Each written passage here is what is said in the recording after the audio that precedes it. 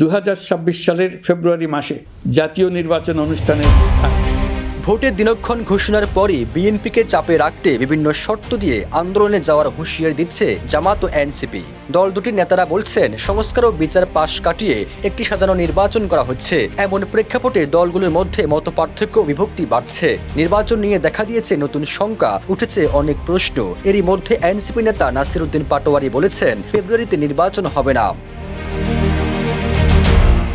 জামাত ও NCP নির্বাচনের আগেই সংস্কার প্রশ্নে জাতীয় সনদ বাস্তবায়নের দাবি তুলেছে। এমনকি জাতীয় সংসদে চলমান নির্বাচনের পদ্ধতি পাল্টিয়ে ভোটে পিআর পদ্ধতি চালু করার দাবিকেও সামনে এনেছে জামাত। দল দুটির কমন দাবি হচ্ছে, সংবিধান সহ জুলাই সনদ বাস্তবায়নের আইনগত ভিত্তি দিতে হবে এবং সেই ভিত্তিতে নির্বাচনে যেতে হবে।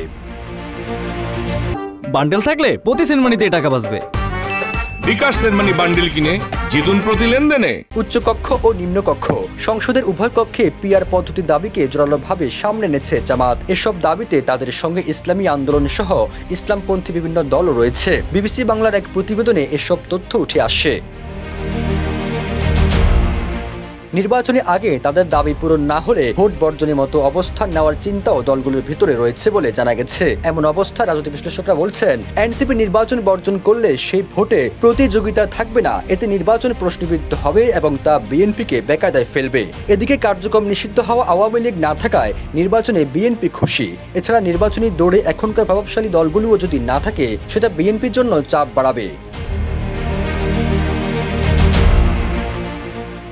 তবে বিএনপির মহাসচিব মির্জা ফখরুল ইসলাম আলমগীর ও দলটির স্থায়ী কমিটির সদস্য সালাউদ্দিন আহমেদ বলেছেন, নির্বাচন নিয়ে জামাত ও এনসিপির বক্তব্য মাঠের বক্তৃতা। দলগুলোর দাবি আদায়ের চেষ্টা থাকবে, কিন্তু সব দলই ফেব্রুয়ারিতে নির্বাচনে অংশ নেবে।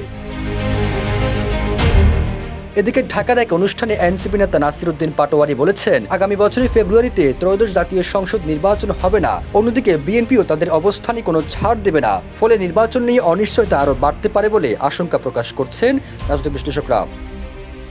সবুজ আলম, নিউজ ডেস্ক, ইত্তেফাক।